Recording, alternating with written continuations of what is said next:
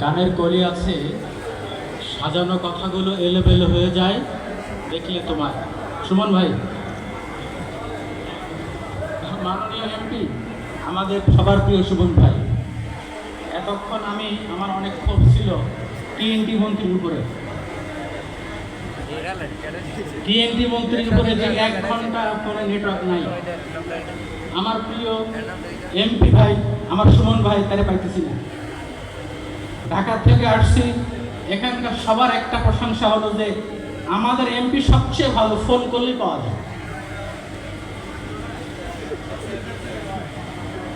আমি ভাবছিলাম যে বক্তব্য আমি আগে দিব।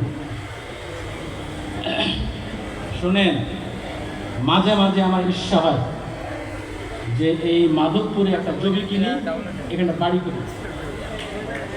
সুমন হয়ে গেল আমার এমপি হইল না। এমন খেলা দেখাইছে উনি।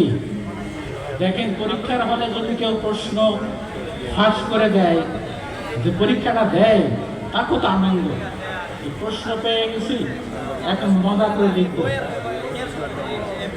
আমার ভাই এমপি সুমন পার্লামেন্টে এমন প্রশ্ন ছুড়ে দিছে, কত টাকা বরাদ্দ পাইছে সব ফাঁস করে দিচ্ছে, কিন্তু কোনো এমপি জবাব দিতে পারে না।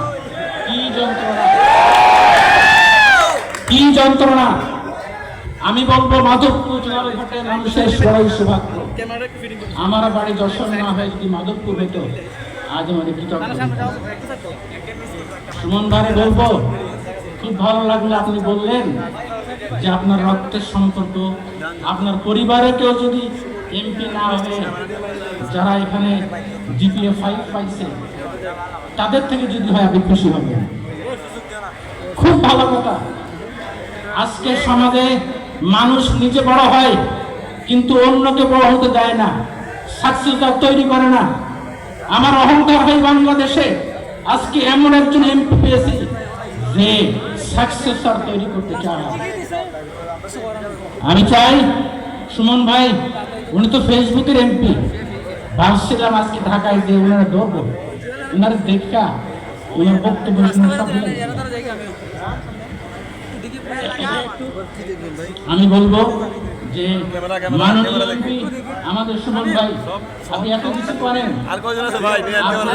এমপি রপ্তানি করেন বাংলাদেশে। আজকে বড় আকাল, আমরা ভালো এমপি পাই না। আমার তো মাঝে মাঝে মনে চাই যায় আমার আর একজন হিরো আছে,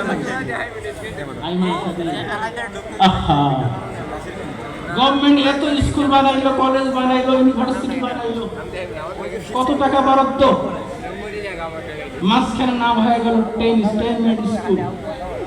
দেখছেন কারবার? একজন ব্যক্তি আইমান সাদিক, বিশ্বের কোটি কোটি মানুষ তাকে চেনে। আমি মনে করি আজকে ভোরের আলোয় আমরা আলোকিত, কিন্তু এই কথা বলতেই হবে, যারা এখানে আজকে জিপিএ 5 পেয়ে এসেছেন, আমি চাই আপনারা শপথ নেবেন, চাকরি করব না, চাকরি দিব, ভবিষ্যতে এমপি সুমন হব, আইমান সাদিক হব, এই ধরনের শপথ নিয়ে যাবেন, যাতে ভবিষ্যতে এখানে আসলে এরকম স্বপ্নের মানুষ দেখতে পায়।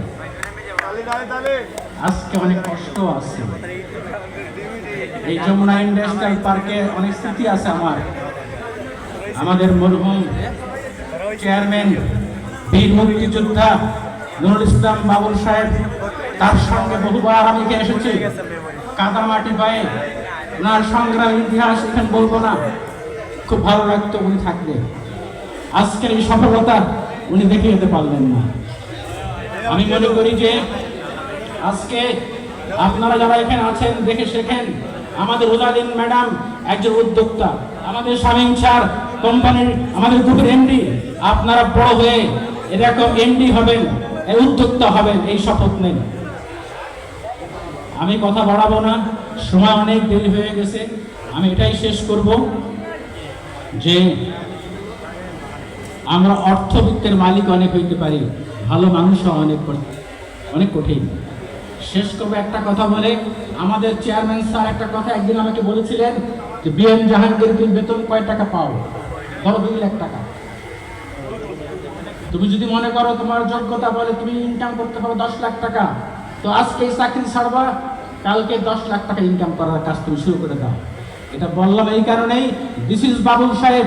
উনি সংগ্রামী জীবনে এই শপথ নিয়ে, এই সংগ্রাম করে, তিল তিল করে এই সাম্রাজ্য উনি গড়ে তুলেছেন। হাতে কলমে আমরা শিখেছি। আমি সাংবাদিকতা শিখেছি প্রখ্যাত সাংবাদিক গোলাম সরোয়ারের কাছ থেকে, আর ব্যবসা শিখেছি বাবুল সাহেবের কাছ থেকে। তাই সাংবাদিকতাও করি, ব্যবসাও করি। আমার মাসে ইনকাম করি ব্যবসা করে 10 লক্ষ টাকা, 10 লক্ষ টাকা। উনি বলেছিলেন তুই সেই দিন সফল হবা যেই দিন তুমি সময়ের মূল্য নির্ধারণ করতে পারবা। আমার প্রতি ঘন্টার মূল্য 50 লাখ টাকা। তুমি বলো তোমার 1 ঘন্টার মূল্য কত? আজকে আমি বলতে পারি আমার পার 1 ঘন্টার মূল্য 2000 টাকা। প্রত্যেকটা মানুষকে তার সময়ের মূল্য নির্ধারণ করতে হবে, তাহলেই আপনি সত্যিকারের সফল এবং সাকসেস হবেন। ধন্যবাদ সবাইকে। ভোরের আলোয় আমরা আলোকিত হব, ভোর সারা বাংলাদেশ ছড়িয়ে পড়বে। ভোর হলে এমন একটি পোশাক, বিদেশি পোশাকের, পাকিস্তানি লন বলেন, ভারতীয় থ্রি পিস বলেন, যারা একবার ভুল করেছে তারা দ্বিতীয়বার অন্য কোনো ড্রেস পরবে না। এটা আমাদের অহংকার, বাংলাদেশের অহংকারের প্রতীক ভুল। এবং আমার যে কটা ব্যবসা আছে তার মধ্যে আমি হুরও সেল করি, এবং গত ঈদে সর্বোচ্চ হুর আমি সেল করেছি। ধন্যবাদ সবাই।